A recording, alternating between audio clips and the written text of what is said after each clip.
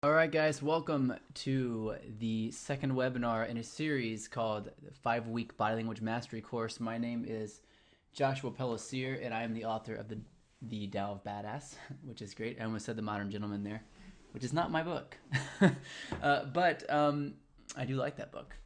So I am putting on this 5-week Body Language Mastery course to teach as much as I can about the 5 pillars of sex appeal, which we'll go over a little bit today. And today's topic is a really exciting one. It took me a lot of trial and error to figure out. No one really teaches it, in my experience, very well, or at least whenever I was learning it, no one was teaching it very well. There are a lot of brilliant guys teaching stuff now, but not whenever I started. So I developed my own system and understanding of how it is to attract women in the way that I want to teach you today, and I'm really excited to reveal that to you. This is going to be about between an hour and a half, depending on how much I ramble and depending on how many questions I get. If you do have a question, there should be a way for you to sort of raise your hand digitally. I'm not sure if you see that or not, but you click the little hand raise button and I can talk to you, or you can type in your question right there within the window, and I should be able to see it and address it and answer it. So anytime that you have a question, just let me know by doing one of those two things, and I'll try to get to it as soon as I can. I may not be able to get to it until the end of the webinar. So if you do have a question, type it in, and then later on, afterwards, I'll go back and I'll make sure that I get everyone's questions answered properly. I'm probably going to see some people trickling in here, which is fine because I have about 5-minute intro here that I'm going to be going over, just sort of catching everyone up to speed from what we talked about last week, and just kind of briefing over it. So I'll go ahead and get started on that now. Again, this is my course here is called the 5-Week Body Language Mastery Course. And yes, this is an awesome presentation in case you were wondering. I do like doing these things. All right, so we're going to go over the 5 pillars of sex appeal. This is the second of 5 different pillars. The first one we went over last week, was eye contact. There's a lot of concepts involved in eye contact. I'm sure that everyone was kind of blown away by how much material there was. This one is available for replay now, so if you do want to replay it, watch a replay of it and take a break and everything, and sort of control the controls of the actual presentation, then you can go to a link that I'll drop to you guys later on. It should be sort of somewhere in the window in which the vicinity that you're at right now. So last week was on eye contact. It's a brilliant topic, a lot of really cool stuff. We went over eye accessing cues. We went over different eye contact games, different ways to project your state onto other people, different ways to control your state to make sure you didn't get emotional or nervous whenever you're going into a high impact setting like a bar or a nightclub or something where there are lots of beautiful women. And we also taught a little bit about how to read someone else's eyes, how to tell whether or not they're lying, they're attracted, they're trying to hide emotion, whatever, to sort of give you a peek into the mind of a woman in real time as you're talking to her. I use these things daily, and still to this day I use them daily. So it's a really awesome concept for eye contact. If you want a refresher on that, you can just go back to last week's webinar and you can watch it anytime you want to. It's available to you forever. As long as the internet exists, that will be available to you. So you can check that out. Today we're going to go over touch. It's a really amazing bit of content. I think you're going to like it a lot. It's one of the most crucial components to attracting beautiful women that exists in the world right now. And especially when I was going through this and I was trying to figure out what the main highest impact components were to attracting women, touch was, it was probably top 3 of those things. So I'm really excited to be able to go over some of that stuff with you today. Next week, we're going to go over negative body language. That's a component or an idea that you can attract women by giving, basically facing your body toward them or turning away from them at certain times when certain things happen, and it will create, if you do it in the right combination, will create a massive amount of attraction and sexual escalation. So we'll go over that. We'll go over psychological space, which I'm happy to talk about because it isn't talked about a lot within this industry and within my people who study with me and teach with me. It's a really well-guarded concept. It's basically, quote-unquote personal space, how to enter someone's world without, getting rejected or having them back away or feeling unwelcome. how to sort of become part of their world, or even have them step into your world, which is really what we're going to be talking about with psychological space. How to read their psychological space, their boundaries, and have them step into yours, so that they sort of drop the personality they had before. Maybe like it was a cocky personality. Maybe it was sort of bitchy. Maybe it was a little bit fed up with guys, or cynical. And then when they enter your space, into your area, they sort of drop all that and they become a different person around you, someone that you enjoy being around. So how to sort of set that frame with psychological space. And then finally, the 5th week, we're going to go over dominant body language, which is how to show core confidence and control and power through your body language. It's one of the first things women look for when they look at a man, to figure out whether or not they're going to be attracted to that guy. So dominant body language is one of the key components, and I'm really happy to be able to teach it on here. So today, again, we're going to go over touch. It's a lot of information again. I'm going to be going over these different, they're not really slides, but kind of during this presentation, these different components. And again, if you have any questions, feel free to post a question. But I may not get to it till a little bit later on, but that's okay. I'll answer all the questions at the end. And usually I open up the lines and talk to people, one-on-one, actually over the internet. So it's cool. You can actually have a conversation with me and ask me a couple questions and tell me what you think and give me some feedback. So I'd love to hear that. I have a lot of different pieces of content that not just go along with this course, but that go along with the Tao of Badass. And it took me it didn't take me a long time to produce the Tao of Badass, the book, but it took me years and years and years to come up with the understanding that it took for me to really get women, to get what actually attracts them. And for a long time, I was, and when I say a long time, I mean majority of my life, probably up until I was around 24, I thought it was just hit or miss, and that you were good with women or you weren't, and I just wasn't good with women at the time, and actually had never been good with women. I had a couple of girlfriends, maybe one in high school and one briefly after, maybe one more somewhere along the line, and but it wasn't. I have no ability to attract a woman. And actually, to be honest, the first thing I did, this is kind of embarrassing, but the first thing I did whenever I realized that I didn't really know what I was doing with women is I went online and I looked up pickup lines, because I thought that, and this is, I don't know if you guys have done this before, or if you've done this ever, but I was sort of naive at the time, and I thought that if I just, I had this picture in my mind of seeing this girl. I would walk into a bar, and it was, a popular bar in the town that I was in, lots of college kids there.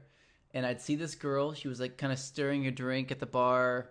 It was loud. There's a club going on, an atmosphere. And she's by herself. And I'd walk up and I would say this magical thing. And she would just start laughing and talking to me. And then, I couldn't even imagine what would happen after that. I just thought that I would have this magical thing that I would say, and it would all work out for me. And so I started looking up pickup lines, and I just immediately was just disgusted. I mean, not because, some of them were evil, but because they were so stupid. I mean, I couldn't even do it. I didn't even try. So, years went by after that, and I still thought that it was just a big sham and that no one really understood this stuff, until I started reading a little bit more psychology, and I started applying the psychology, and I came across some concepts that were mind-blowing, and it totally changed my success with women, to the point where I was dating multiple women at the same time almost overnight. It was probably about a week or two in between me being absolutely terrible with women and me completely being successful, not understanding women, but at least being successful with them. And I could, I felt like I could, 1 out of every 10 women that I tried to talk to and connect with, I would actually be able to hook up with. It was kind of nice. But as I studied more and as I applied more, I started trying to figure out whether or not other people were doing this, and I found out that there were, and I started studying other things, and I realized there's a whole world of people who have been studying this stuff, and who I wasn't alone doing this. So I started studying with people, and it quickly became, one of the best in the industry, at least from other people's point of view. I don't know if I'd call myself one of the best, but a lot of people say that they resonate with my content, and this makes a lot of sense for them. And I've gone since then to become professional dating coach, world renowned, and I've taught thousands and thousands of guys. Had a show on Sirius XM radio for a couple of years, teaching guys how to meet women.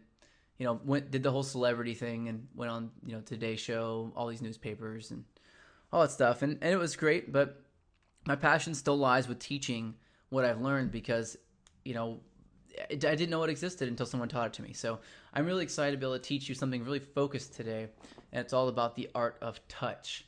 So I'm going to sort of jump right into it now. And what I really want to start out with is this concept that touch is a scary thing in America. I'm not sure if you're in America or not listening to this now and watching this, but I know that for the culture of America and a lot of European cultures, save a couple that aren't like this, but touch is kind of a weird thing. It's not something you really do to someone you just met, and in fact, if you do try to do it with someone you just met, a lot of people find it kind of offensive and kind of creepy. And so what happens is people just don't even try. And there are a couple studies, and one that really fascinated me was the study of they had a cafe, and they had these two cameras. One camera's on a cafe in Italy, and one camera's on a cafe in England. And the camera in the cafe in England, they checked to see how many times men and women touched each other in casual conversation. And it was like they counted the amount of time per person. It was something like once every 45 minutes on average someone would touch in that. And then they compared that to the amount of touch that was happening in this webcam that was recording in a cafe in Italy. And the cafe in Italy, once in every 3 minutes someone was being touched. The average person would touch someone once in every 3 minutes in the Italian cafe. And it was one of two things: either Italian coffee's got ecstasy in it, which is I guess is the possibility, and then the other one, which is more than likely, is that the Italian culture, is set so that in such a way that touch is natural. Now, in case you haven't noticed, Italian men coming to other cultures like American cultures or English cultures, they tend to sort of just destroy shit when it comes to women. I mean, they're really good with women. Women just love them. Women also love French men in a lot of different areas of the world. Not all the different areas of the world, but a lot of different areas. Love that sort of attitude, that sort of sensual attitude. And just to sort of be clear of what I mean by sensual, what I mean is appealing to the senses. I mean, their language is spoken in such a way that it appeals to the women. It's not forced. It's not strong and angry, unless it's Italian sometimes, I guess, but not very often when they're speaking to women and when they're in casual conversation. It's also another sense that's really held highly in those two cultures is touch, this sensation, this sense of feeling on your skin. And so what they do is they use that in normal conversation. They touch in normal conversation. And one of the reasons why women love men from those cultures so much is because they break through these touch barriers. But how come an Italian guy or a French guy can do it and we can't? And that's really the first thing I want to talk about. That's what I'm going to go over now. And that is, hey, you get your damn hands off her. This is George McFly from Back to the Future. If you've ever seen that movie, it's a fantastic movie. This is another, this is the classic sort of thought that a lot of guys have. It's like, oh man, what if what if I go overboard? What if I do it too much? What if she gets offended? What if she pulls away? What if what if a guy sees me and wants to beat me up? George McFly is not going to want to beat you up, but Biff could, I guess, in this case. And so it's this fear that we have that we're going to go too far, we're going to do too much, we're going to ruin our chances. And really what it comes down to is just knowing the nuances of figuring out when exactly you can and can't touch a woman, where you can and can't touch her, and how you can and can't touch her. And this is what I'm going to talk about today, in a way that's going to allow you to add touch into your everyday environment, everyday atmosphere, everyday conversation, not just with women that you're attracted to, but with everybody, and everyone will absolutely treat you differently for it. We use touch as a form of reward for us. So, when we're babies, we, our mothers will touch us and hold us. And this is something that we feel comfort from. And then as we get older, the sensation of touch is still associated to that feeling of connectedness, that feeling of comfort. And so if we can touch people more in a way that makes them feel comfortable, they will actually open up faster. It also takes the, I mean, it can shorten the sort of the time between when you first meet a woman to when you first get to bed with her. It can shorten that to hours if you know how to do touch properly. That's not my main focus here, but it is a perk to what I'm teaching you. So make sure you take notes during this webinar, and make sure you get as much as you can out of this. But don't worry about it too much. If you do want to just sit back and relax and watch, you can, because you can always replay this later. You'll have access to it forever, so it's not a big deal. But just make sure you pay as much attention as possible, because I will be taking questions now, and I won't be able to take your questions later. So this is sort of the fear that we have: is, hey, you get your damn hands off her, and that sort of drives a lot of our thought around touch. But what I'm going to do today is I'm going to demystify touch a bit, and I'm going to demystify or sort of blow the door open on how many times you can and can't touch a woman when you're talking to her, and what it'll actually do for you. I suggest, though, for the next week as you do this, that before the next webinar, that you focus on just touch for the next week, and you don't try to do anything else. And every week that you learn the new sort of pillar of sex appeal, you add that into your tool belt, and you use that to attract women just that week. That's all you use. You only focus on that. You only look at it. You try to find your boundaries, and you try to move forward with it, because that's probably the best way for you to progress with this sort of information. Again, it's a lot of information, though. So it comes down to taking your hands off of her before she takes your hands off of her. So take your hand off before she does. This was sort of my motto for me, my sort of mantra. Take my hand off before she takes my hand off. Because I found that in the very beginning, one of the only things I really realized is that once she starts to pull away, it's pretty much over. If she starts to back off, if she starts to turn, if she starts to pull your hand off, she's immediately going to start to feel unattracted from that moment. And from there, you're downward spiraling.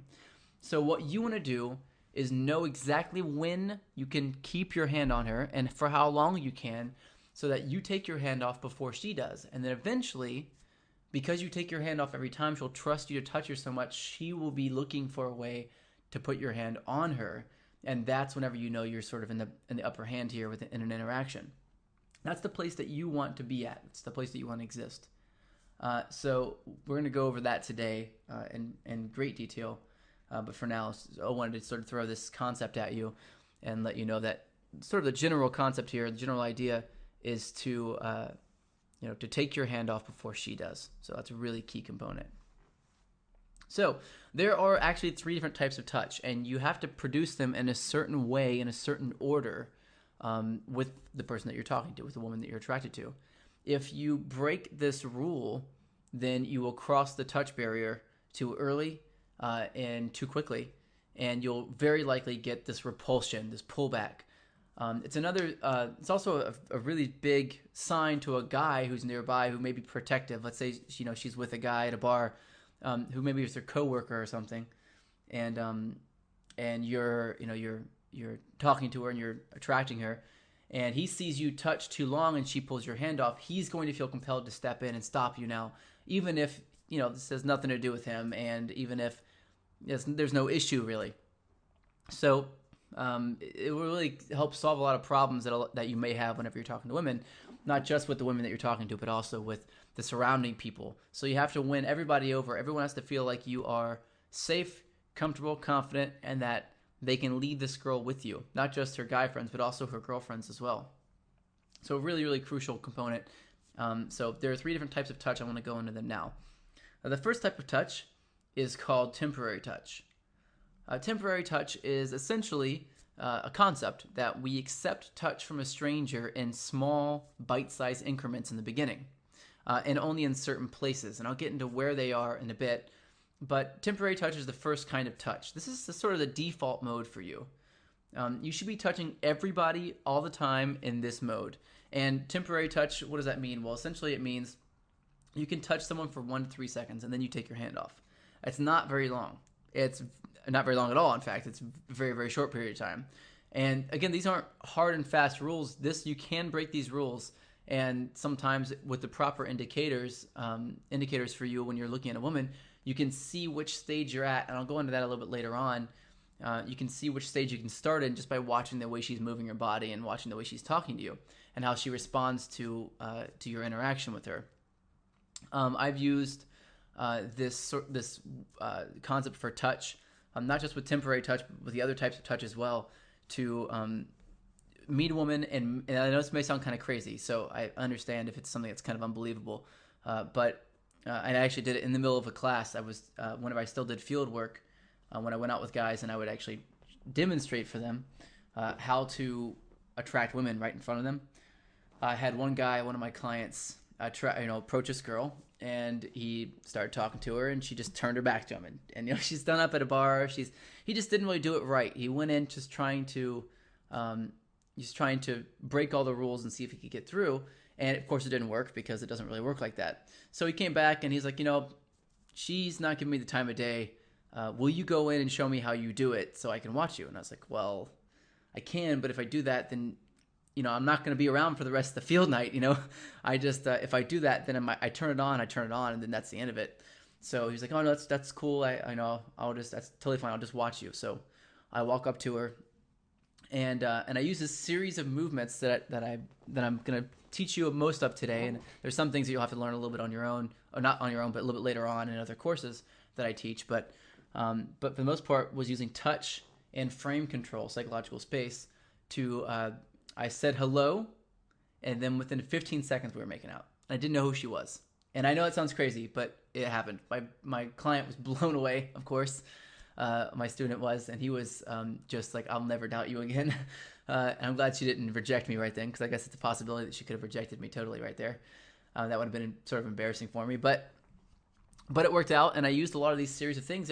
It allowed me to break the rules. And once you understand the rules, you can bend them. It's kind of like the Matrix. Once you understand that there's a system to all of this, then you can bend the rules to work in your favor. And for now, you have to understand the rules. So I want you to see the rules, and then eventually I want you to start to break them. So just keep that in mind. The goal here is to break these rules eventually, but not yet. So in the beginning, you have, like I said, temporary touch. And temporary touch is when you touch a woman for 1 to 3 seconds, and then you take your hand off. So don't let it linger for longer than 3 seconds. You'll start to see that she reacts differently if you do that in the very beginning. Again, you're touching everyone like this all the time. You have to be the kind of guy that touches everybody all the time. You're just the guy who touches people. You don't want to be a touchy guy. A touchy guy is a guy who tries to go too fast and doesn't follow the rules of touch. So maybe it's a guy who starts with the second stage. So I'll go into that one now. Second stage is called lingering touch. So once you've gone past temporary touch, where you're touching for 1 to 3 seconds and then you take your hand off, you'll get to a certain point where, let me just stop jumping everywhere, where you get to a point called lingering touch. And lingering touch, if you just saw that a second ago, is where you keep your hand on them for 3 to 5 seconds. I'm going to go into when the interaction. You can tell to do this later, but for now, after you've been touching them for 1 to 3 seconds, you're doing that, they're comfortable. Eventually, you get to the point where you leave it on for 3 to 5 seconds, and you're in a stage called lingering touch. So once you get past lingering touch and they're comfortable with that, you move on to the third stage, which is constant touch. This is the seductive touch stage. A lot of guys start in this stage, and to be honest, a lot of guys who start in this stage are better with women than guys who don't touch at all, because you cannot bridge the physical barrier later on if you don't touch early on. So constant touch is the latter stages, but at the same time, you don't want to jump straight into it. If you jump straight into it, then you're going to have a serious problem with the women that you're trying to attract, mainly because they're going to recoil in the beginning because you come on too strong. When someone starts in either the third stage, constant touch, or the second stage, lingering touch, when they first meet somebody, they're considered creepy. They're also considered touchy. They're considered to be a guy who comes on too strong, and a lot of women are turned off by that. So make sure you keep that in mind. So those are the 3 stages of touch: temporary touch, lingering touch, and constant touch. Now, I just sort of want to go, just to kind of let you know, constant touch is continuous touch. It's where you don't take your hands off of them. It's if you have to move your hand from her back to her leg, you're going to slide your hand from her back slowly down to her leg. This is not something you do immediately, and you'll get a little bit more information about where you can touch here in a bit. But just know that those are the 3 stages of touch. Now, I want to go over something that I believe is probably the most crucial component to understanding how to touch a woman in a masterful way that will create a massive amount of a spark of attraction and curiosity, help build that rapport and that emotional connection, and also pave the way for a very smooth transition into sexual escalation later on. And those are the different mindsets of touch. The mindsets of a master of touch. And basically what this means is that there are different ways you can think in your head that will sort of bypass all of the what do I do now questions. If you think a certain way and you're acting from a certain place in your mind, then you won't have to even worry about what to do. You'll just naturally do the right thing. This is what helped me get so good so fast, is understanding the mindsets of touch and not just what do I do. Because if you're just wondering what to do, then you'll never be able to do it on your own and recreate the success on your own, because you always have to have someone there to tell you what to do. My goal is not to teach you just enough so that you need me. My goal is to teach you so much that you're a complete badass as women and that you have mastered these different areas of attracting women. And so I don't want you to need me. I want you to be able to do this on your own. And so I'm going to teach you everything I know, and I'm going to give you the most hard-hitting content so I know it will make a change and it will make a big difference. And this is one of those really hard-hitting pieces of content. So there are 3 different mindsets of a master of touch, and I'm going to go into those now too. And they sort of coincide with the map of interaction. Now, if you just got the Tao of Badass and you haven't read it yet, or haven't gotten around to reading it yet, the map of interaction is one of the key elements in the system. The system basically teaches that there are 4 different stages of an interaction. Attraction is the first stage, rapport is the second stage, seduction is the third stage, and then there's another stage called relationship balance after it. But the touch doesn't enter into that stage as much. So we're going to go over the first 3 stages, which is what most guys are really concerned about in the first place. And then if you want to brush up a little bit more, you can read into the Tao of Badass to get that information. So I'm going to go over what kinds of mindsets you need for these different areas of the map of interaction in order to touch in the perfect way so that you don't go too far or give the wrong signal or something, as you're doing this. So each one is very, very important. And as you go through these 3 different stages, it's important that you focus on the stage that you're in. If you're thinking about the next stage the entire time, you're never going to be fully there in that moment. And the problem with that isn't like some froofy, new age, oh, you got to be in the moment and be in the now. It's not like that. It's more like you're focusing on the next stage, and therefore you're acting out of the next stage, which means you're going too fast. And if you go too fast with a woman, you probably notice this. If you've ever tried it before, you get rejected fast and hard. It hurts when you get rejected for going too fast because they have to push you off. Sometimes physically and sometimes just emotionally they push you away.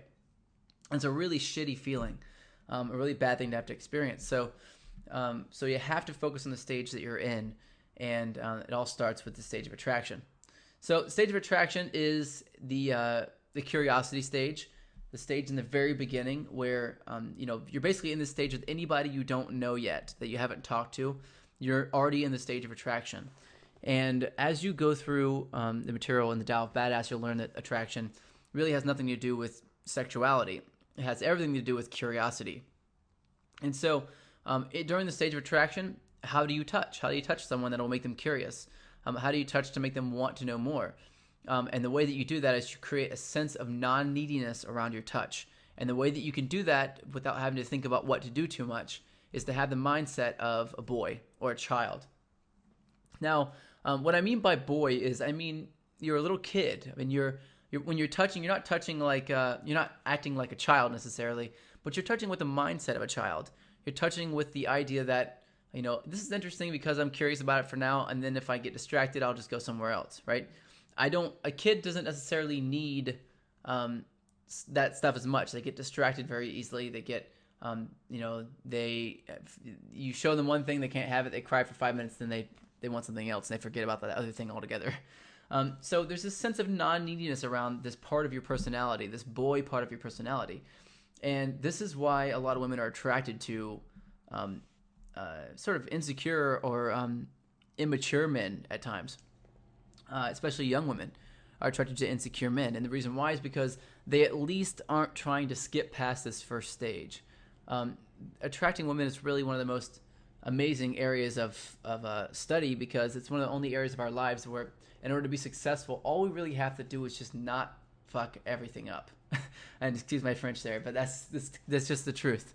And so as you learn these things and you know what not to do, you'll automatically see massive amounts of success with the women that you're interacting with. So the first bit here is to have the mindset of a boy. Now, what does that mean? It means non-needy. It means that when you're touching, the 1 to 3 second thing is you saying, I'm touching you, but I don't know you, so I don't need to keep touching you. I like doing it, but I'm not gonna freak out if you leave, right? And this is sort of the mindset for attraction altogether.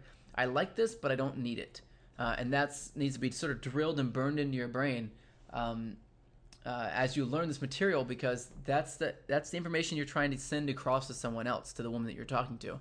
That I like this, but I don't need this. Again, a lot of guys overcompensate on this because they feel like they're too needy all the time. So what they do is they show, in order to show non-neediness, they show disinterest. So they won't touch, they won't be nice, they won't compliment, stuff like that. They're afraid they're going to come across as needy, and that ends up killing their game. They can't attract women that way. So, and by the way, I use game very lightly here. I don't mean that you're a pickup artist or anything. I just mean that, whenever you are attracting a woman, if you attempt to show her only that you don't need her, then you're going to overcompensate, and it's going to come across like you're really insecure and really mean, actually, to a lot of women. So non-needy is one of the ways. You don't want to try too hard to touch her for too long early on, because that shows neediness, because you're trying to push through the map of interaction too fast. Next, you're going to be playful with it. Think like actually think like you're younger. Think like you're a kid. Think like you're just having fun. High fives are a playful kind of touch. Putting your arm around somebody like they're just your friend, like your buddy, that's a playful kind of touch. So you want to be very playful with it, and your personality should go right along with this. Your personality should be playful and fun as well. And as you progress and as we go through this, you'll understand the mindset a lot more. But the mindset's very playful, and you have to touch in a very playful way as well. You have to have fun with it. You can't be too serious in the beginning of an interaction. Otherwise, you're not giving her the. It's not even just the opportunity. You're not giving her the privilege of seeing this fun side of you in the beginning, and not giving her the privilege of being curious about you and wanting to know more about you. And because you don't give her that privilege, she's not attracted to you because of that. So make sure your touch is very fun and light. So it sort of takes me to the next one, lighthearted. Make sure it's not serious. If she starts to get serious, you're not going to get serious with her. You're going to be having a good time, and you're going to be very playful. Just little things that you might do with the kid that you're talking to. Like putting your finger on her nose for a second and just saying boop, things like that. That's a really lighthearted thing to do. It's a really lighthearted version of touch. I know it may sound kind of crazy to you don't just walk up to a girl you've never met before and honk her nose, obviously. But as you progress through this and you are talking to a woman, you want to make sure you have the same mentality. Like, that can't be out of the question for you. That has to be within your reality. You have to be able to do that. Not with every woman, but if you see the opportunity and you think it will be fun to do it, you have to feel like you can. And that's why you want to keep this lighthearted, and it's one of the major components to this. Next, when you get into the stage of rapport, you're in the connection stage. You're sort of in the serious stage now. If you skip the stage of attraction, you go straight to rapport, you'll fall into the friend zone immediately. So you really can't do that. You want to make sure you take a lot of time in the stage of attraction, and that you have you really just indulge yourself in that stage, because it's a really beautiful stage of the interaction. So rapport then is the connection stage. It's the stage where you actually have some content to your conversation, where most guys walk up to a girl they never met before and they say, you come here often. It's one of the classic crappy pickup lines, right? So do you come here often is a crappy pickup line because you're trying to go into rapport as soon as you meet somebody. You're trying to talk to her about something serious, about something like that you think you're going to connect with her on. It's not about connection in the beginning. She doesn't care about that. She doesn't know who you are. She doesn't want to talk to you yet. She wants to have fun with you first. She wants to be playful first. And you're going to give that to her in the attraction stage. But after you're done with that, and she starts to bring it to a serious note, then you're in the stage of rapport, and that's when a lot of the really fun stuff happens for me. So during the stage of rapport, you are going to have a mindset of a friend only. And I don't mean a friend with benefits at this point. I mean, in the beginning, you are sort of dropping the thought that you're being playful, dropping the thought that she's hot and you want to sleep with her, and you're just focusing on being her friend. Now, the worst case scenario is at this point you realize she doesn't want to, she's not attractive anymore in your mind, or you don't really want to move it forward, or B, it could be that she doesn't want to move it forward. Maybe she has a boyfriend or something as well. So you want to, as you're going through that rapport stage, sort of keep an eye out for things like this. But the worst case scenario is that you actually are her friend after that, and then you have a hot friend who has hot friends of herself, of her own, that she can introduce you to. So I really compel you, and a lot of guys do this wrong. I think they try to go in for some kind of a close, like they try to seal the deal with a girl when they meet her, like in one night, and you can do that. It's one of the things you can learn how to do. It's not impossible, and it's not easy from the very beginning, but absolutely can learn how to do it. And of course, following some of the instructions that I teach, I'm sure you can. I've done it, a lot of times. I don't need to have a number for you, but I've done it a lot. But my sort of version of this is a lot more patient. I never really needed to sleep with a woman because I felt like I had options, and a guy who's really confident will feel like he has options. So if you want to really show that you are non-needy with a woman, you will show her that you have options.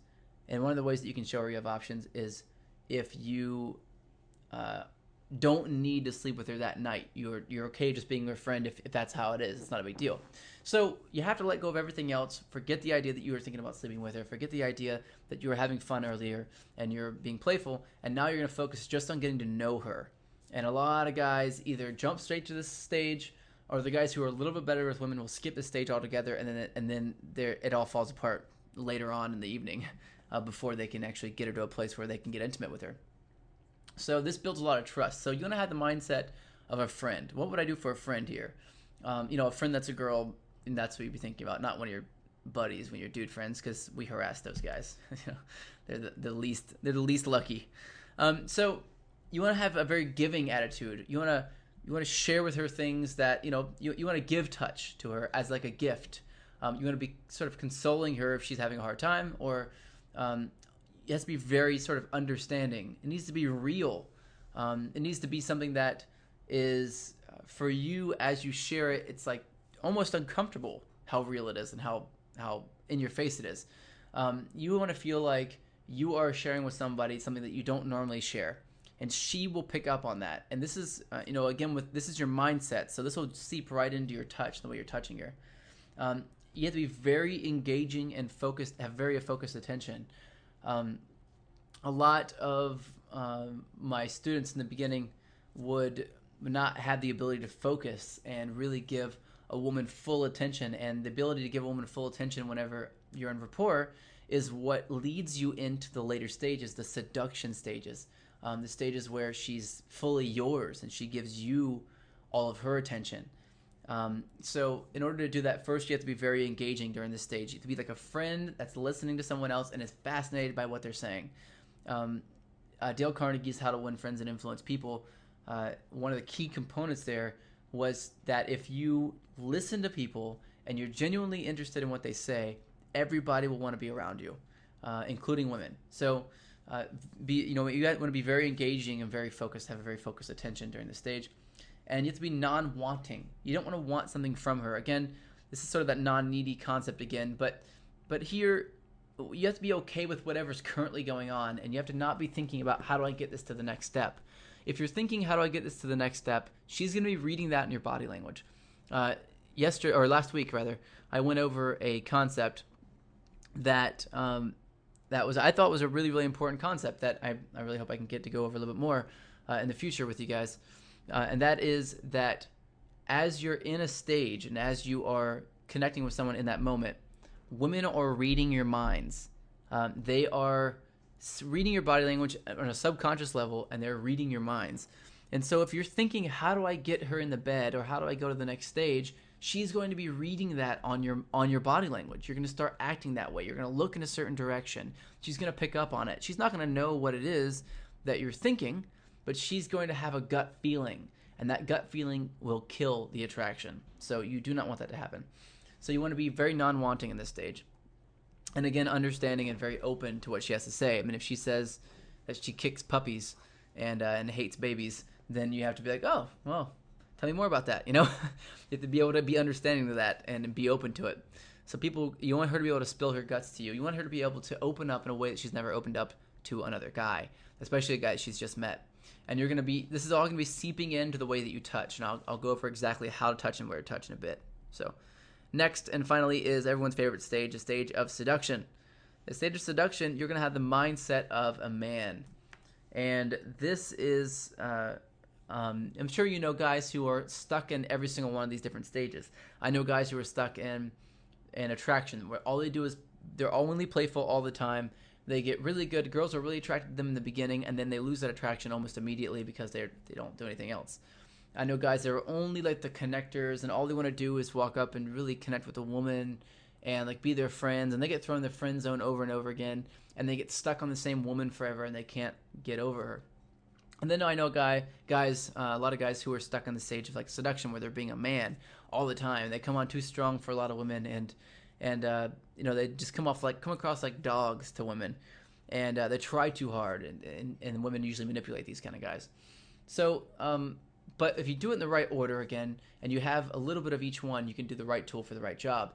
And when you get to seduction, that's when you bring out your manhood, your powerful manhood, and that's sort of what I'm going to go over.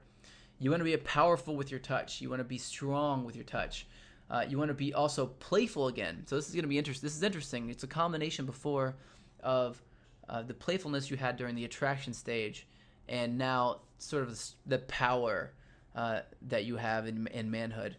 And again, you're going to be, at this point, it'll be very sexual touch. You're going to be touching her in places that she wouldn't normally let some random person she just met touch her. And touching her in a way, and talking to her in a way, and looking at her in a way that she wouldn't normally let someone touch her and look at her and talk to her in that way.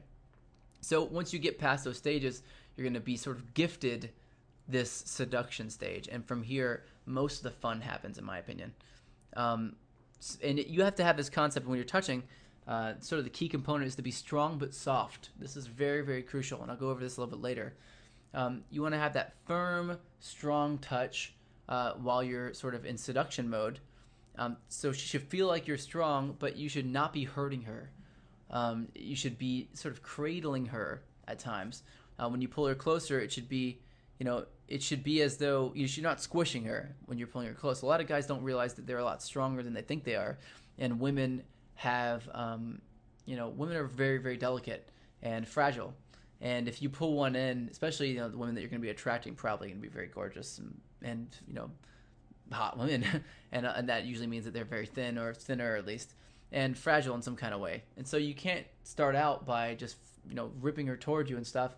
What it shows her is that you're not used to dealing with women in a way that would make her feel safe, and so she won't be able to feel physically open to you. She'll feel like you're going to hurt her in bed, or you're not going to listen, or it's really scary for a woman to take a guy into her home and sleep with him, especially if she just met him. So you have to do all these things right.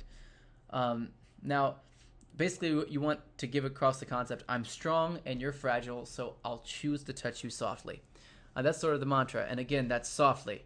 That's not I choose to touch you a lot, or I choose to touch you strong or angrily. Of course, it's softly. Softly, key component here. You want her to know that you're a strong man and physically stronger than her, so she'll absolutely be turned on by that thought that you're able to overpower her, but you're not going to overpower her. You're going to respect her boundaries, and you're going to touch her softly. So this time also your touch will give across this vibe of like being very desiring. You're going to want things in this stage, and essentially this is the first stage where in the interaction with a woman, that you're actually going to be openly desiring and wanting her as a woman. So you've been, in the beginning, you're just kind of being playful. She doesn't know if you like her or not. Then you're building rapport. you're making a connection with her, and then now once you've done both those things, you're allowed to, at that point, you're allowed to openly desire and want her.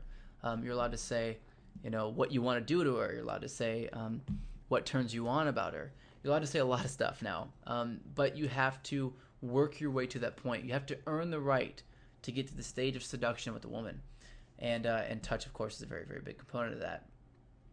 So let's zoom around here. Let's go to my new big Circle-O. This isn't really techniques here, but Circle-O concepts here around touch. The first one I'm going to go over is the friend zone. The friend zone is, I think a lot of guys get really stuck on this, and I'm just going to speak about this for a moment. It happens because of two things. One is that guys skip the stage of attraction, which is what I talked about earlier. They go straight into friend mode. As you know, if you're in rapport and you're building a connection with a woman, your mindset is that of a friend. So if you jump straight to rapport and you skip the stage of attraction, then you are going to be obviously jumping straight into the friend zone with her because you're getting friendly and you're not building that curiosity. But another thing, and the other complete large component to this, the biggest component to this is touch. Is that if you do not bridge that gap early on in the interaction, that touch barrier, then you will get thrown into the friend zone every single time. It'll just happen later and later and later and later. You don't want to be that guy who's constantly waiting for a woman to make the move. You have to be able to take charge here. You have to be able to make the move with a woman and know confidently and for sure that she's not going to back away and reject you. So the friend zone is, I'd say, 70% touch, 30% skipping the stage of attraction.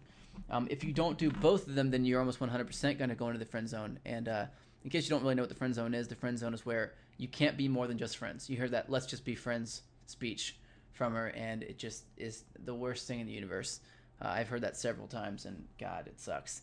So whenever I figured out I finally broke down what it was that was actually causing that, I was really ecstatic, obviously, and I'm excited to be able to talk to you a little bit about that here in a bit on the different stages of where to touch and how to touch in order to attract a woman and get past the friend zone so that you can move forward into the interaction. So the next thing is bridging that gap. So in the beginning of an interaction, when you first meet a woman, you have to be able to touch her in a way that will make her feel comfortable. But how do you get from not touching a woman because you haven't met her yet to starting to touch her all of a sudden? Well, one way to do that is to use hand gestures. So what we do is there are actually a couple of barriers that we have to cross whenever we are going in to touch a woman in a casual way. The first barrier is one that we don't see. The second one is when we actually touch her and we look at her reaction and see if she's okay with it. But the first barrier is not about that. The first barrier is her space. We have to invade her space first in a way that she feels comfortable. When she feels comfortable with you invading her space without actually touching her, then you can move straight to touching her and it won't be a big deal. Hand gestures are one of the easiest ways to do that. So as you're talking, if you move your hands around a little bit while you're talking, you can create a really powerful and a simple doorway into a woman's touch zone, let's call it. Again, I'll go over more of this in the psychological space webinar, but for the hand gestures, for using hand gestures, essentially what you're doing is you are touching her without actually touching her. So you'd make the motion of touching her. You'd put your hand right near her as if you were going to touch her, but you didn't actually connect and make the touch. Now this is really important because what will happen is she gets alarmed in the beginning because you're making a move in physically. And then, of course, you want to move slowly, by the way. I didn't outline that in here. But you want to move slowly because if you move quickly, too fast, they're going to flinch and they're going to feel like they need to block themselves. So make sure you slow down your movements. In fact, slowing down your movements a little bit when you're talking to a woman will actually slow down your speech and vocal pattern too. If you're one of the guys like me that whenever he gets really nervous starts talking faster, then especially around women, when I was first starting out with this, I was very nervous and I would speak very quickly around a woman. Well, my hands would start moving faster too. So whenever I started slowing my hands down, my hand gestures, then my speech started slowing down. My vocal tonality got sort of in the proper place. and I started to be able to attract about 100% more women than I was before, twice as many than I was before. So that's a really important one. But hand gestures, essentially, you're going to get your hand into a place in the middle of a conversation. Like as I'm talking now, I'm sort of moving my hand forward as I'm speaking. And that's sort of what you do. It would be a normal kind of hand gesture. But what you're going to do is you're going to put this hand gesture in their psychological space. And in their psychological space essentially means somewhere kind of within touching distance of them, where you could touch them, but you don't do it. Maybe no closer than 6 inches or 5 inches from where they are, from their actual body. And you're gonna put your hand there for a second, and then you're gonna take it away. You're not even gonna touch them at all. So that's sort of the hidden secret stage of touch that a lot of guys skip, and because they don't have this little, launch pad into the touch, the stages of touch that they really like, that they want to get to, because they don't have that, they don't ever get to the next stage of touch, which is actually being able to connect with them physically. So hand gestures can sort of bridge that gap for you, and you can make the transition into touching a lot easier and smoother that way. Next, I want to go over, let's see what we got, emotional anchoring. So emotional anchoring essentially speaks to the idea that as you're touching someone, one of the key components and one of the reasons why it's so important to touch someone is because when you touch, you anchor an emotion to yourself and to them. So what does that mean? Essentially, that means there's a concept called neurolinguistic programming. It's an entire field of study. Some guys use neurolinguistic programming for motivation. Some people use it to take away your blocks of what may be like blocking you, to help you quit smoking or something. Some people use it to seduce, and I studied it for an obvious reason. I studied it for the latter of those three in the beginning, and then eventually spilled over into self-development. So I want to talk to you a little about anchoring, because anchoring is one of the key components of neurolinguistic programming, and it's how you use touch in NLP, or neurolinguistic programming, to draw up emotions in someone. So basically what happens is at certain key components, key times in the conversation with the woman, whenever she's feeling elated or happy or laughing, you want to make sure you touch her in a certain spot every time. So what you'll do is you'll subconsciously, in her mind, she's associating this elated, funny laughter feeling with you touching her in this certain spot. So eventually what you can do is just by touching that spot, you will elicit that powerful positive feeling out of her anytime you want. And this is kind of a sneaky thing to do, so definitely pay attention to it. I don't teach stuff like this very often. So emotional anchoring, one of the best places to do this is your hand. Of course, you won't be able to touch your hand in the very beginning, so if you can't touch your hand, I would use her shoulder. Probably the safest place to touch a woman is her shoulder. Don't slap it, punch it, anything like that. But you're going to, every time that you get to the point where you just notice that she's laughing, the conversation's going well, you want to keep talking as you're touching her, but talk, and she's laughing, and touch her shoulder just briefly for a few seconds, and then take your hand off. And what eventually will happen is that you can touch her shoulder, and she'll start to laugh and be sort of having a good time and lighthearted. And that's what emotional anchoring will do. You can do this with anything. You can do this with a sexual feeling too, a feeling of desire. You can do this with we can do this with negative feelings as well. So you have to make sure you don't anchor any negative feelings. So if she's like going through something bad or having a bad time, you don't want to. When you first meet her, of course, not later on in the relationship. If you have a relationship with her, it's different. But when you first meet her, you want to emotionally anchor that those negative feelings to something else, and then you can actually anchor an emotion to something physical outside of your body, like a wallet or like a sugar packet or a fork. So you can anchor it to something external, which is really amazing. So anyway, this is something just to play around with a little bit. Keep that in mind. If it comes to mind while you're interacting and talking to a woman, then go ahead and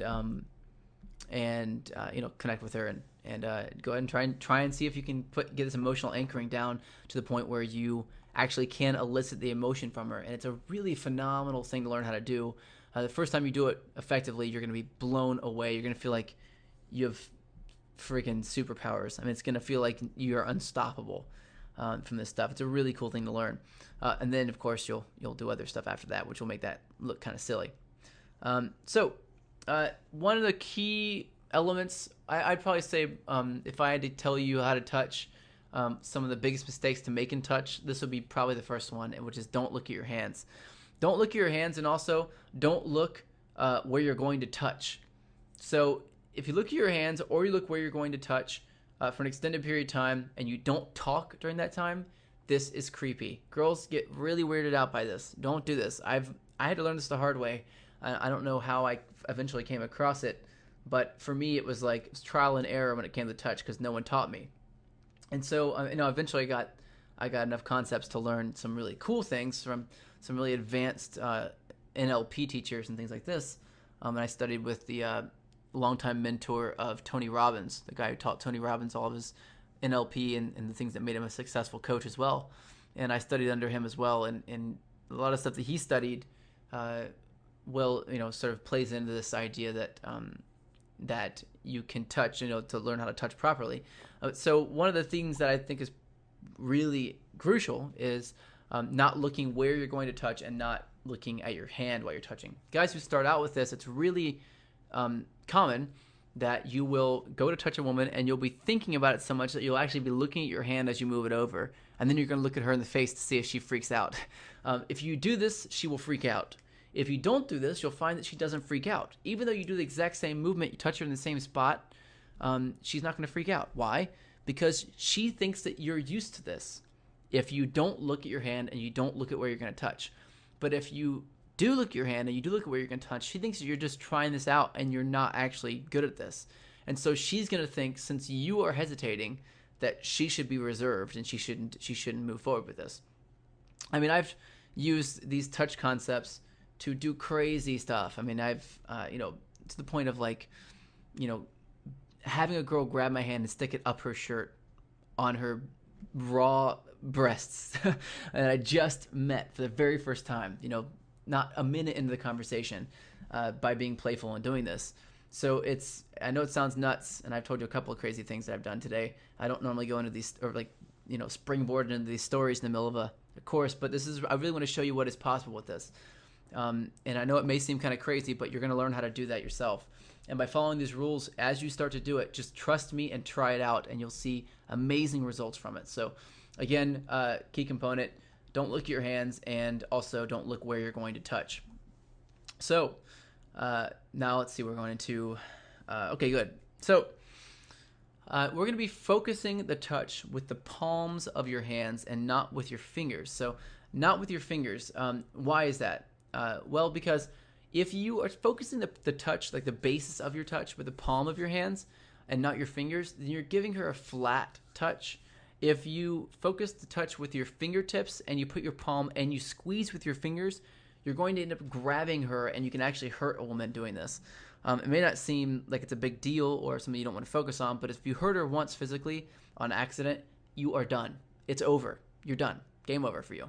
You're not moving you're not going forward in any kind of way. You're not passing go. You're not collecting $200. Nothing's happening here, So it's really, really crucial that you just focus the touch with the palms of your hands, or if, and I didn't say this here, when I say not your fingertips, I mean not your palm and your fingertips. If you just use your fingertips and you do it very lightly, then you can create a really sensual sensation for them, a really sensual experience for them, and that's really cool, and I'll go over to that in a bit here.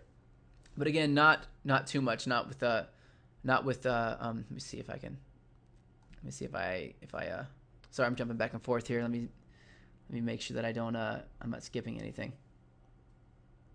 Yeah, okay, good, we're good. Okay, so now I want to go over something that I think is probably the coolest component of what I have, and that is called the touch guide. It's also called the 1 through 5 guide. I have the same thing for negative body language, and you'll see it whenever I go over negative body language. You definitely want to jot this down. I'll see if I can add it in later on in the replay for download, so you can download this and have it yourself. But very, very crucial concept. Basically, it shows you the 3 different stages, the 3 different types of touch, and then it tells you where you can touch them and how you touch them. So this is a quick guide for you with touch. In fact, if you get this down, I would suggest that you fold it up and keep it in your pocket anytime that you go out. I know it sounds kind of strange, But if you do that and you sort of forget later on, you can always look back at it and you can pull it out and you can check it out and you can go, okay, cool. In between talking to one girl and talking to another, you can just pull it out, check it out, and make sure you're touching it the proper way. But here it is. During the stage of attraction, again, temporary touch is 1 to 3 seconds max. You want to be light and easy, playful and fun, like I went over earlier. And you want to touch on the upper outer arm, so like between your elbow, between her elbow and her shoulder, also on her shoulders, and then her upper back, not her lower back yet, but her upper back. These are the safest places to touch in the beginning. You can put your arm around her like she's a friend, like kind of an arm around her shoulders, but don't put your arm around her neck like you have her in a headlock. Very crucial. I've seen a lot of guys screw this up. In fact, I've screwed this up a lot where I pull a girl in thinking that I could do that and not like get her in a headlock, but pull her in a little bit too hard, and she would have that look on her face like, ow. And as soon as I saw that look on her face, I knew that it was done, and I screwed up, and I just apologized. And from then on, she's like, what's wrong with you? What, you're trying to hurt me, blah, blah, I'm leaving. And then I was like, shit, I screwed it up again. So I don't want you to do that. I don't want you to have to experience that. So, stick to the outer upper arms in the beginning for 1 to 3 seconds, the arms for 1 to 3 seconds, and the upper back, the shoulder for 1 to 3 seconds, and the upper back for 1 to 3 seconds as you're talking to her. Again, in the beginning of an interaction, it's really good to be standing shoulder to shoulder with somebody. Not fully shoulder to shoulder, but at least a little bit, maybe like at a 90-degree angle. I hope that makes sense. So if you had an aerial view of the two of you, one would be facing one way, and then at a 90-degree angle, you'd be standing there. So she'd be standing, and then your shoulders would be almost touching on one area, but you'd still be kind of facing each other. Not facing in the same direction, just kind of facing a central area. And that's a really powerful place to stand, because from there you can touch your shoulders, you can touch your upper back, you can touch your outer arm, you can put your arm around her, and all that stuff is basically set up for you. If you're on a date with a girl and you want to be able to touch her, you have to sit close enough to her so you don't have to lean across the table to touch her. This is something that a lot of guys don't even think about. It's a logistical issue that guys just slips their mind. So what happens? Well, they don't get to build that, break that, go past that touch barrier, and of course, at the end of the date, they end up either just going home and having a really awkward maybe kiss and never hearing from them again, or the date doesn't even end. It doesn't even progress any further. They get pushed into the friend zone immediately. So next, we have the rapport stage, the lingering touch, 3 to 5 seconds max. Max, you don't want to go any more than that. Soft and caring at that time, understanding, comforting. And at this point, you're touching her hands, which may sound scary, but once you've got that attraction built, it won't seem scary at that point to touch your hands. It'll seem natural. Her low back, and actually her face at this point. Now, when I say her face, I should probably throw in a disclaimer there. I don't mean you're like grabbing her face or anything. Again, you're using this sort of soft and caring touch. So you can actually push and brush hair out of her face. You can touch the back of her neck a little bit up by the root of her hair. And again, one of the things that I used to do that was a really powerful jump from rapport to seduction. Probably the hardest jump to make in an interaction is going from being that sort of connecting, friendly kind of person to jumping over to being a man and being sexually attractive to her. And one of the ways I would do that is while I was connecting with her in this rapport stage, I would say, let me try this with you real quick and see how this feels. And I would reach my hand up to the back of her neck and ride it up her neck. So my fingers were actually facing the top of her head. So I'd start with just below, and I'd reach up as if I was going to grab her hair. And sort of at the very root of her hair, I would grab it sort of not super tight, just a little bit. So I had control of her head. And I pulled her head back slowly so she had to tilt her head up. This is a trigger that will trigger sexuality in every woman you ever do it to. If you do it too soon, though, then you can't. Instead of triggering sexuality, it'll trigger aggravation. So you have to do this at the tail end of the stage of rapport. So you can actually touch her face at that stage. You can touch the back of her neck. You can touch her low back as well, and keep your hand there for 3 to 5 seconds. And then you can touch her hands as well, and make good use of that. Definitely touch her hands. You don't have to hold her hand, but because if you hold her hand, you're gonna be holding it for more than 3 to 5 seconds. And in this stage, it's really important that I note that you can continue to touch for longer than 5 seconds in rapport. But if you do that, she's not going to want you to touch her as much because you're not taking it away. At this point, you want her to want it. You want her to be like, oh, I want him to touch me again. I want him to be all over me now. If she starts to think that, then you can do that. If not, then you have a really hard time doing that. So the ultimate point here is that you want to get her to want you to touch her. And during this rapport stage, the reason why 5 seconds max is there is so that you know not to go beyond that, so that she still wants you to touch her. And then finally, in the stage of seduction, you're on constant touch at that point. That's when you're always touching. It's sort of heavy and passionate. You may be dragging your hand from one place to another. Definitely palm heavy, pulling her in toward you, and just being very powerful and manly during that time. It's, like I said, you can touch everywhere that is appropriate for a public setting, and probably some places that aren't appropriate for a public setting. I've done lots of things that are not appropriate in public, so don't let that stop you either. But anyway, so that's. By the way, I should throw in sort of a legal disclaimer in there that if you do get arrested for heavy petting in public, that I don't want you coming back to me for it. I guess it's a high quality problem though at the end of the day. So if you are getting in trouble for doing that, at least it's happening often. So anyway, yeah, that's sort of the touch guide. I want you to make sure you have this down, and again, print it out or jot it down and keep it in your back pocket just in case, or in your wallet or something, just in case you need to touch up on it later. And remind yourself randomly so that you can sort of stay on top of it. Next, I want to sort of go back to the big circle O concept, and I want to give you a technique. This is one of my favorite techniques. Probably my favorite technique when it comes to touch. Besides in my mind the reaching behind and grabbing the hair and pulling it back, which has worked for me 9 times out of 10 to jump from rapport to that seductive state. It's a really easy way to transition. This is another one. This is a really cool one. This is called the scale of 1 to 10 touch technique. And basically what you do here, and I forgot where I learned this technique, but it's essentially another concept of NLP. What you're doing is you're going to be setting a boundary or a flat concept or a flat association with a certain type of touch, and then you're going to escalate from there openly in conversation. So I should probably just jump right into it. What you should actually say to a woman in order to make this happen. So what you're going to say is you're going to say something to the effect of, hey, maybe you could answer this. Tell me how this feels. Or maybe you could maybe tell me how you feel about this. Or tell me how this feels for you.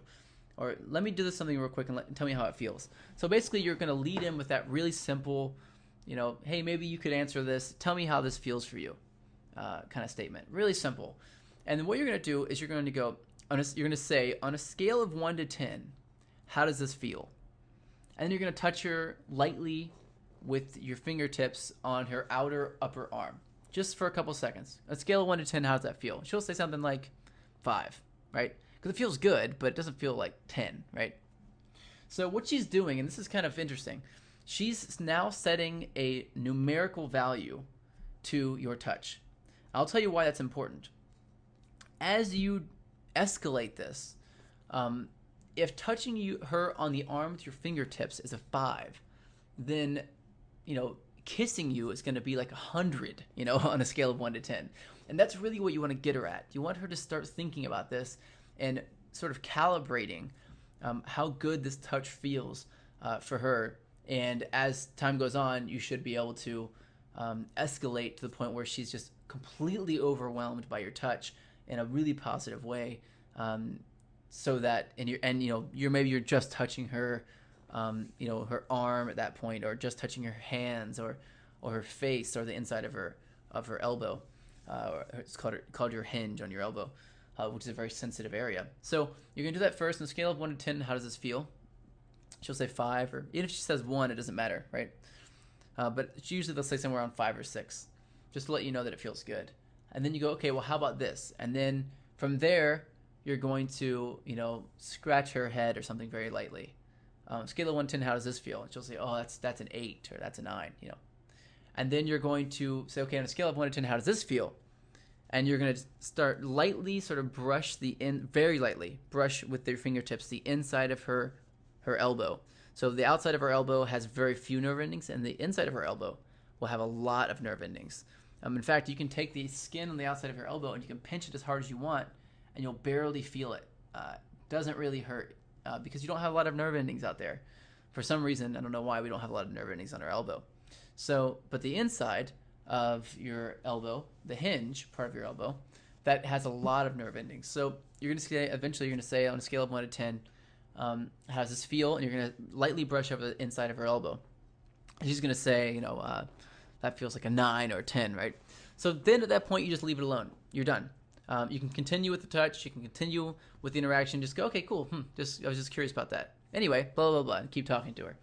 So what this does is it sets a calibration for her.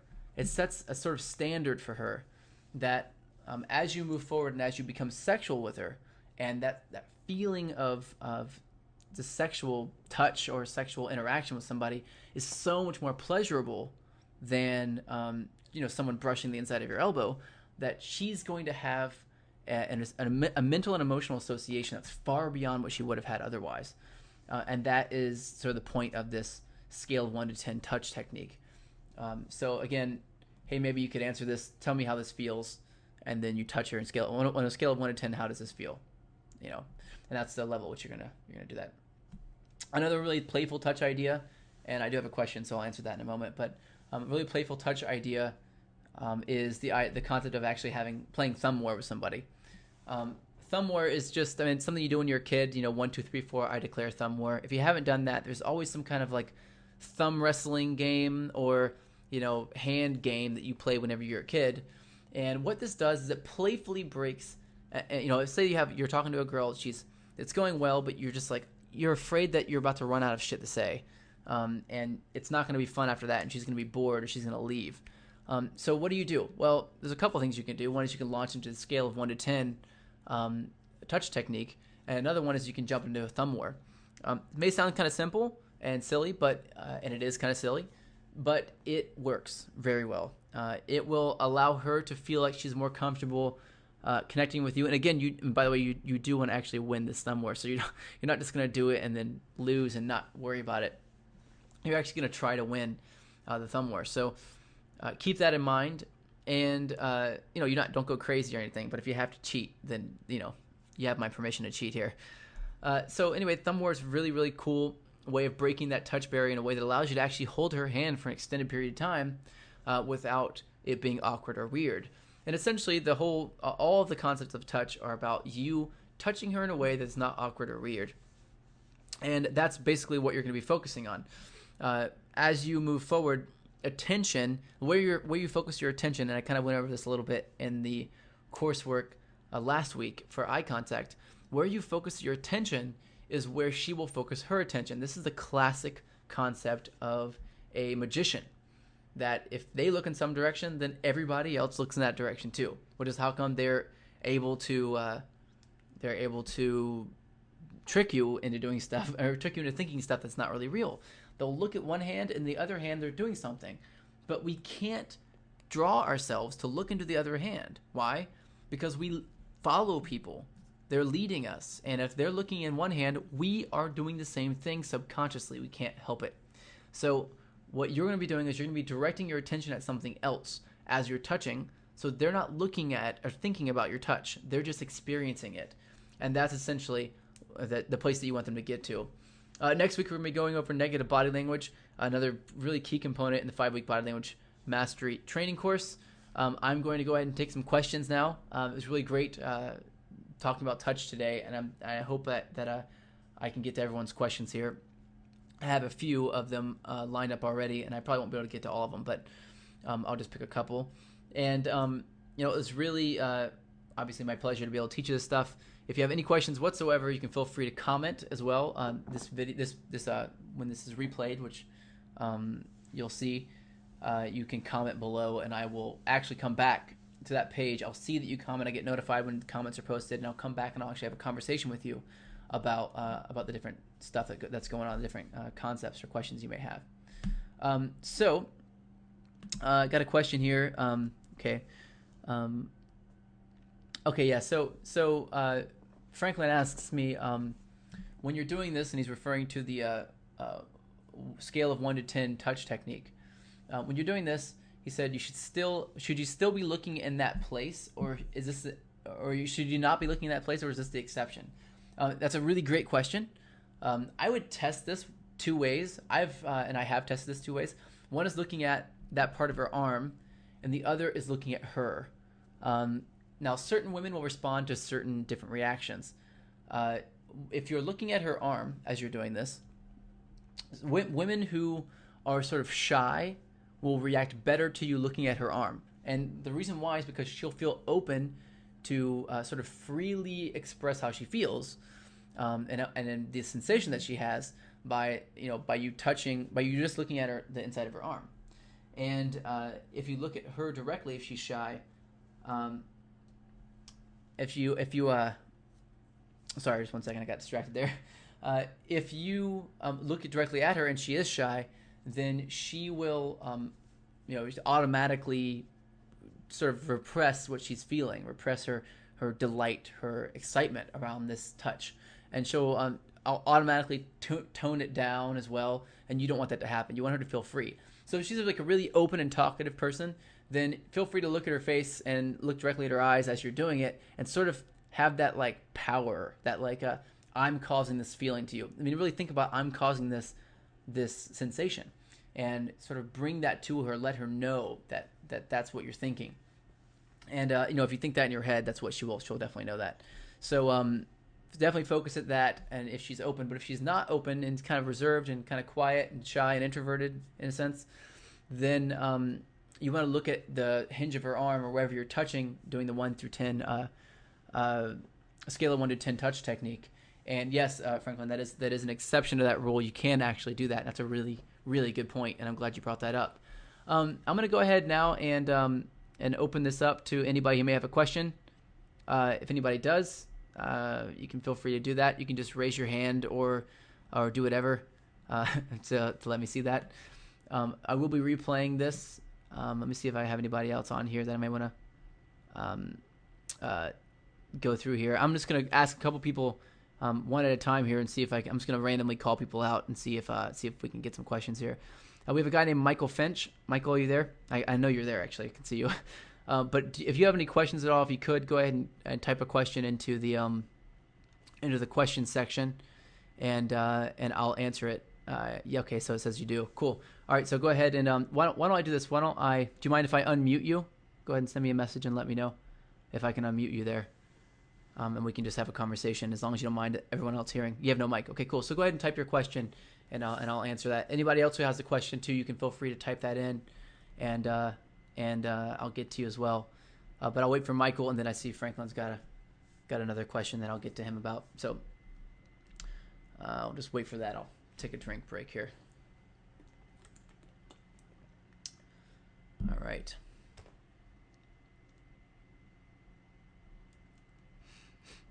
Okay, here we go. Okay, good. It's a really good question, Michael. All right, so Michael's asking if in this, for the scale of 1 to 10 technique, is this done during attraction, the stage of attraction, or is this done during the stage of rapport? This is best done during the stage of rapport. It's a really good question, because if you do it too early in the interaction, you won't get the kind of reactions that you probably want from the woman. So get much, much better reactions from the woman that you're doing this with if you do it during the stage of rapport when you're actually connecting with her. And the reason why is because this is a really smooth transition, again, into that sexual state with a woman. So you want to make sure that as you do this, and as you make this connection with her, and as you do this this scale of 1 to 10, that she has at least the thought of in her mind that she could become sexual with you at some point. Because if she doesn't have that thought already, then she will have it shortly thereafter, after you start doing this. So really crucial concept and really great question, Michael. Thanks for asking that. And definitely try to stick to the stage of rapport. You can actually have it spill over into the stage of seduction if you want. If you really want to be playful and take the touch away a little bit, you can do it there too. So I'm going to actually unmute Franklin here in a second. So Franklin, let me unmute you if that's okay with you. And here we go. Can you hear me, Franklin? That's a really good question. It's a really good point, really. That I hadn't touched on yet, so I'll definitely talk about that. So I'm not very tall either. That's something that I had to sort of play around with too. Plus, I'm really thin, so I'm like really skinny, and so I had to sort of find my space here um, of being able to be playful in a way that was still, not didn't make it seem like I was a little kid, and like totally harmless. So I didn't want to seem like I was a harmless guy. I wanted to seem like I was being playful and fun and silly with them in that moment, but I had another side to me that they would be curious about seeing. So I don't think, by the way, but I think that the way you're putting this, and to answer your question, that I personally think that no, I don't think you should be less playful. And I think that the only person who's thinking about that is you when you go out. And I think that what will happen is if you're thinking about not being as playful because you are, you consider yourself to be shorter than some of the guys in the bar, then you're going to overcompensate, and that's not going to come across in an attractive way. So you really want to find the middle ground here, but I would push your boundaries. I mean, everyone's different, and I would push your boundaries to the point where you are being so playful that you get a negative reaction. And whenever that happens, then you back it down from there a little bit.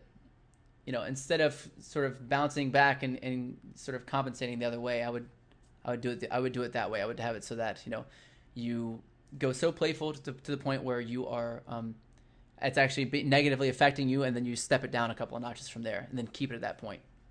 I mean, I had a while where I was like, I had two really embarrassing things happen to me. I'm going to go ahead and mute you, though, and finish this. Is that okay, Franklin? 'Cause I'm getting some feedback, so I'm going to go ahead and mute it. But I had two really embarrassing things happen whenever I first started doing this. One was that I went and I was like being over the top, like energetic and fun when I first started. And I had a guy in the bathroom once. I was going to the bathroom, and a guy in the bathroom came up to me and go, "Hey, man, so can I get some Coke?" And I was like, "What? What are you talking about? Do I look like a Coke dealer? I mean, is that what I look like?" And he's like, "Well, you're obviously on some right now." And I'm like, "No, I'm not on Coke right now." And he's like, "Oh," he didn't believe me. He's like, "Dude, just give me some. I'll buy it from you."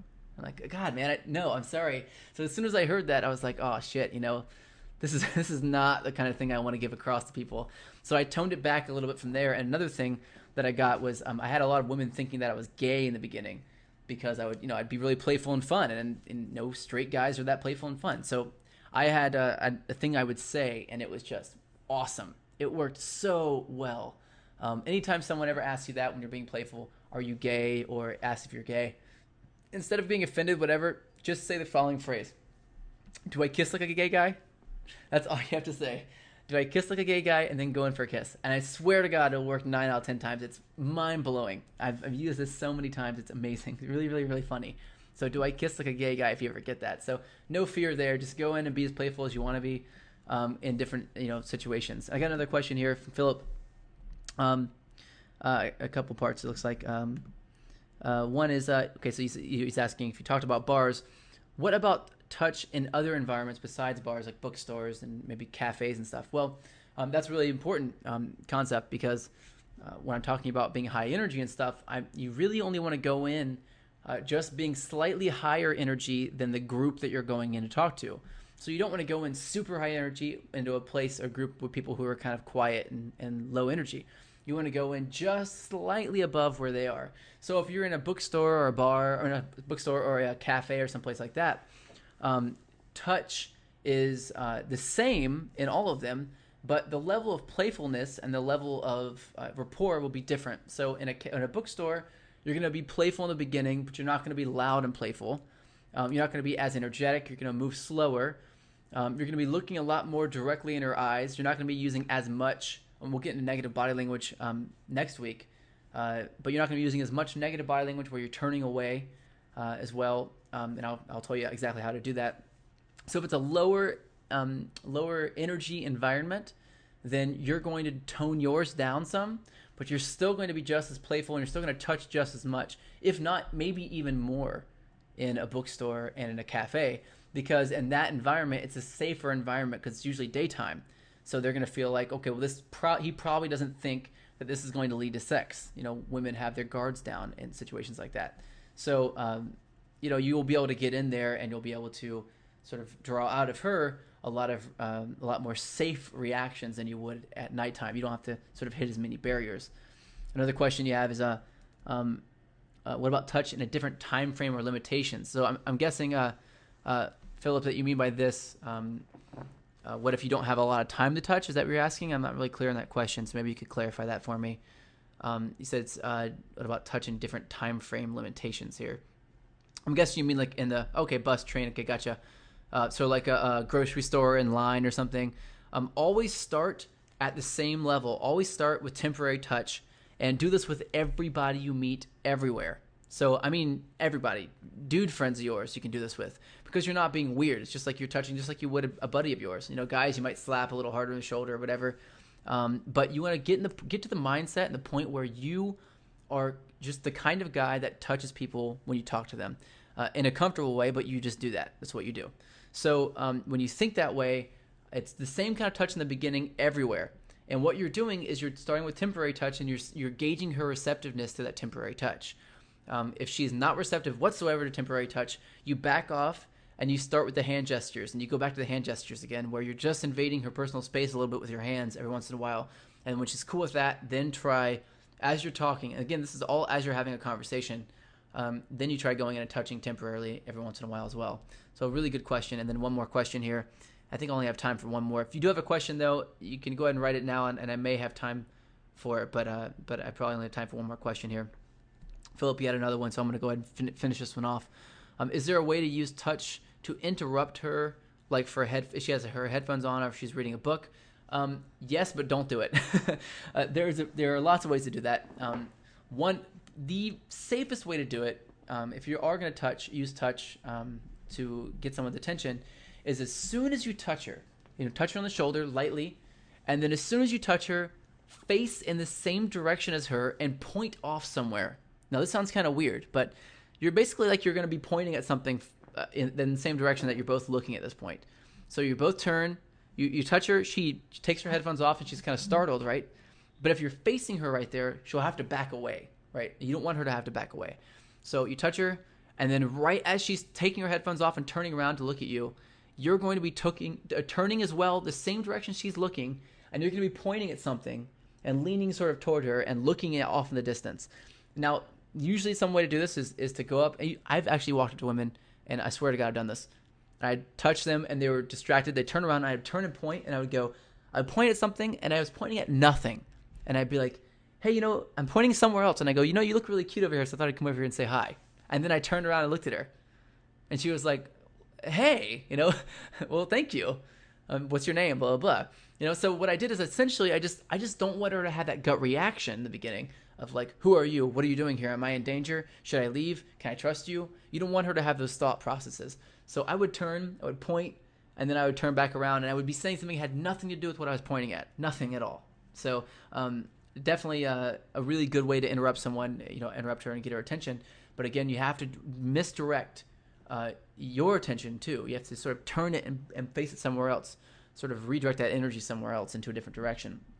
Okay, last question here. I'm going to get into this one, and then I have to split because it's already been an hour and a half. It's been a really great webinar, though. Thanks, guys, a whole lot. It's been really fun.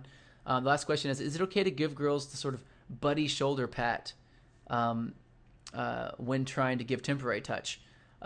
It is, but anytime you do something that is sort of buddy-buddy with a woman, you're automatically setting yourself up to go into the friend zone. Because it's not that she is going to want to put you in the friend zone at that point.